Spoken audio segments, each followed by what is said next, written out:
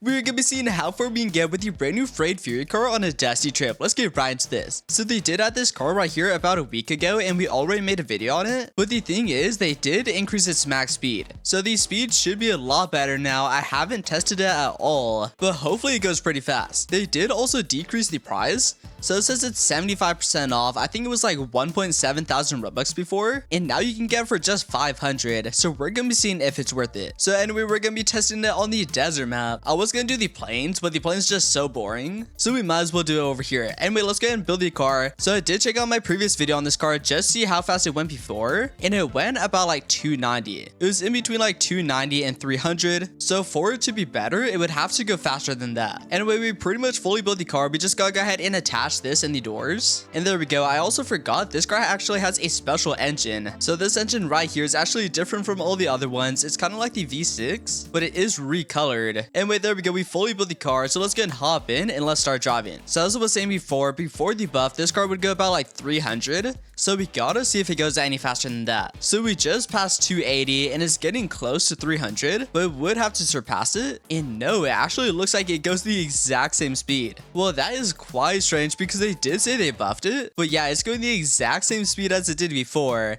Anyway, maybe they changed some of the other stats, so let's just keep driving, just see how far we can get. I mean, the speed overall isn't too bad. It's not as bad as some of the other cars, but in the update log, they said they did increase the top speed, which is kind of strange because looking at it, it looks the exact same. Anyway, we now made to 3,000 meters, so let's just go ahead and stop real quick. We will keep driving, but I just want to check the stats. So we still have 4.9, 4.8, and then let's check the gas, 8.8. All right, that's actually pretty good. That's actually much better than some of the other cars, such as the new Redline 300 car. I believe it uses 0.5 liters gas every 1,000 meters, and this car right here uses only 0.2 liters gas every 3,000 meters. So that is much better. But I mean, the thing that I care about the most would probably be the speed though, because I don't really care how much gas a car uses as long as it's not like as bad as the classic Rover car that uses a full liter gas every 100 meters. As long as it's not that bad, I mostly just care about the speed. We now made to 10,000 meters, so let's go ahead and quickly get through this checkpoint right here. And I was saying earlier on that the speed isn't that bad, but I mean, it is starting to get a little bit annoying just because it is going a lot slower than other cars.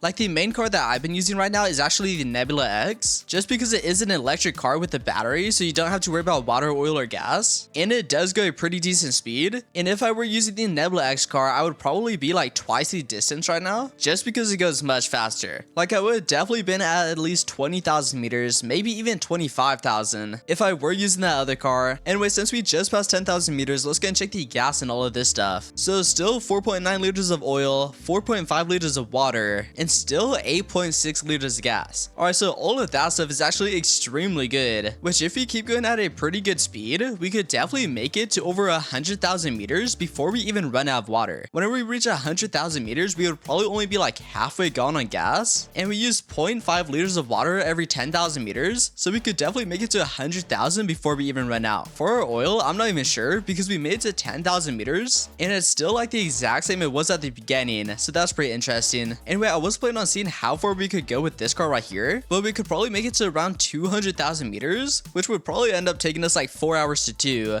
So what we're gonna do instead is we're gonna hop over to the hollow map and we're gonna see if it goes the same speed on there. We're now on the hollow map, and the reason we're gonna test on here is because some cars actually go faster. Like for an example, this car right here actually goes like 40 kilometers per hour faster on the hollow map rather than the plains map. So let's just go and build it and see if they buffed on this map but not the other ones. That would be kind of strange, but I'm hoping it at least does go faster on this one, which actually from the previous time we tested it, I think I actually mentioned that I didn't want it to get any faster on this map just because you can't really see too far ahead in front of you just because of how dark it is. We now fully built the car, so let's hop in and let's start driving. So I do kind of hope it goes faster on this one, just because if it doesn't, then the developers just would have been lying to us. But anyway, let's just start driving. So last time I tested on this one, I actually ran into one of these poles and the front of the car got stuck, so hopefully that doesn't happen again. Anyway, let's just hold down W and let's start speeding up. Yeah, as I was saying before, we can't really see too far ahead in front of us, so that does make it a little bit more difficult. But no, anyway, it looks like we're going the exact same speed as we were on the desert map, so I'm not really too sure why they said they increased the max speed. Maybe it's to get more people to buy it, but they definitely didn't increase it.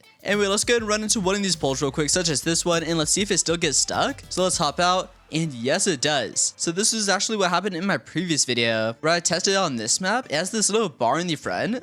So if you run into one of these poles too quickly, the light post will actually get stuck in the car and then you can no longer move it. This one doesn't look stuck as bad, so maybe we could push it loose. And actually, never mind, I don't think so. Yeah, we actually can't move the car anymore just since it is stuck. So if you plan to get this car right here, I recommend not using it on the hollow map, just because if you accidentally run into one of these light posts right here, you'll actually have to restart the entire run because there's no way to get it free. Maybe you could get another car and then like run into this car to try to push it loose. But just with this cylinder car right here, even if we try to back up, there's no way to get it loose. So you would probably only want to use this on the desert or the plains map. So you could do that. But overall, I still wouldn't recommend getting this car. Even though they did make it a lot cheaper and they made it only 500 Robux now, instead of like 1.7 thousand, I still wouldn't recommend getting it. If you do want a pretty decent Robux car, you can still buy the flame truck. You just gotta go over to Roblox, go to the game, go under game passes and gear, and down there you can still buy the flame truck for 450 Robux, 50 Robux cheaper than this one, and the flame truck overall would probably be better. But anyway, that is the Frayed Fury car. They did decrease the price, but they definitely didn't buff the speed, so I still wouldn't recommend getting it. Anyway, that's gonna be all for this video though, so make sure to leave a like, subscribe, and turn on post notifications, and I'll see y'all in the next video.